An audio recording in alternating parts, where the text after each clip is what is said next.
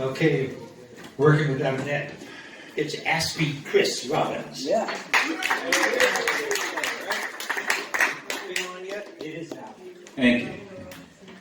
Some tropic-surfing parrot heads ride a cosmic breeze under the Brooklyn Bridge and spot the Black Women's March as it carries an amethyst light on a journey of determination and justice, which inspires the surfers to sail off to pirate territory on a mission to capture the tiki torch from Hitler's henchmen and return it to its rightful place in Margaritaville.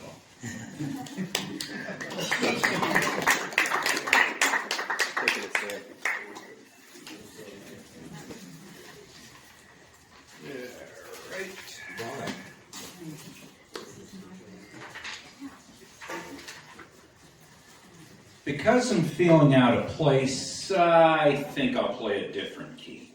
I cannot march to your cutthroat pace. Because I'm feeling out of place, I'll forge a trail between earth and space and call to the muse of literacy. Because I'm feeling out of place, I think I'll play a different key.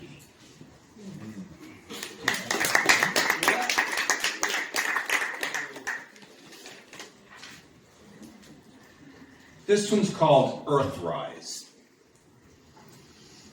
A blue and white globe ascends to grace the desolate rocky landscape of the lunar surface.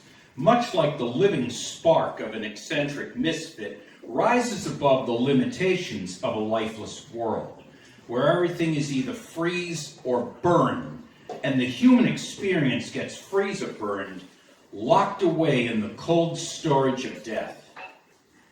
The ascending globe offers to rescue us from the Huxleyan prison of mindless consumption and take us out of that rigid, hostile grave and bathe us in the waters of life, thus giving proof that being an outsider is not a sad thing to be pitied, but a badge of honor. Yes. All right.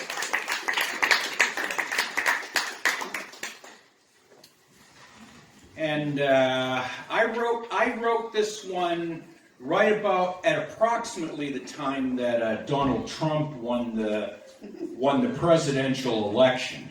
Stole the presidential election. That's an even better description. So this one's called the Karaoke Before the Storm. Life is just a cabaret tonight. But when the iron gray clouds of oppression stormtroop over the landscape tomorrow morning, life is just a call to arms. Tonight is the election night of 2016. We cast our votes against the riptide while trying to cling to a dignified piece of driftwood. Then we go off to enjoy some downtime in an upbeat karaoke lounge, as we sing our favorite classics from ABBA to ZZ Top, from soulful divas to punk rock and derelicts, and every deity in between.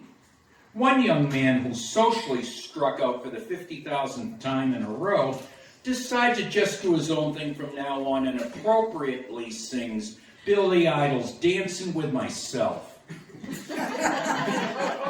But even this refuge is threatened. For when we glance around to order another brew, we spot the flat-screen television above the bar as broadcasting a high-def harbinger of doom. A series of deadly trumpet blasts turn every center state in America blood red, effectively slashing the country in two. An AC/DC song comes on, we indeed become thunderstruck at this unexpected turn of events. Some of us cheer when we see a few voting states turn blue, but as more and more of them turn red, you can almost hear a faint, ignorant chorus chant in the style of 1 Samuel, "Give us a king to judge us." We listen to someone singing Creedence Clearwater Revival's "Who Will Stop the Rain?" and sit frozen in disbelief wondering how anybody could disregard the basic history lessons and be so dense that they would throw our constitutional republic into the Gulf of Tonkin rather than let a woman run the country. Whoa. Yes. Yes. But still, we decided to have one more night of merrymaking before the apocalyptic gavel comes crashing down on our heads. A swing dance era goddess sings the theme from the Broadway musical Cabaret and lifts up our stone-frozen hearts in joy, even if only for the moment. Even if tomorrow's new day dawning is a thundercloud that lightning strikes us dead, when the last of the American bohemians scatter in the streets from blue thug bullets, and perhaps 1/20th of 1% of these freethinkers has the genuine guts to shout at the new regime, I'd rather die as a wolf than live as a sheep. Right before they do exactly that, and my wife and I renew our wedding vows in a FEMA concentration camp,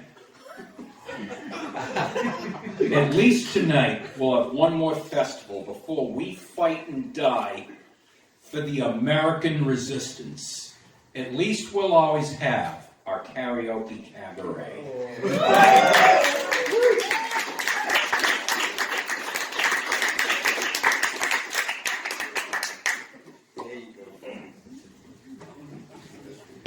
Thanks, John. Thank you. Thank you, John. You're the I'll man. get this shit if I have to freaking use Viagra.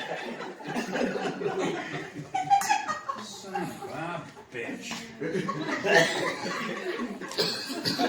Okay. Oh, yes, this is also.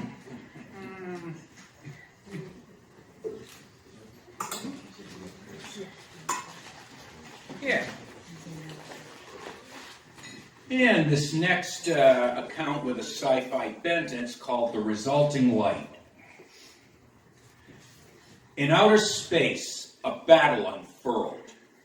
Hostile factions from different worlds fired off lasers in a desperate race to claim the riches of this quadrant in space.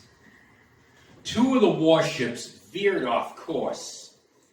In a tragic display of misguided force and blazing fury, they collided head-on. In a terrible, soundless roar, they were gone. As if to salvage this unfortunate plight for a greater good, the resulting light crawled its way down through the filtering sky of a virgin, blue-green planet close by, where three good kings of reverent mind took the light for a star and exclaimed, "It's a sign that bears good news for women and men. We must travel at once to Bethlehem."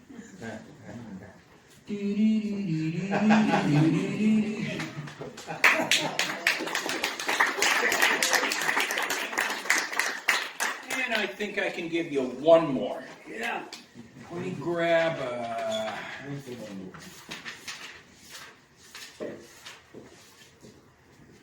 and I will find one of the poems I wrote for my wife. Here we go.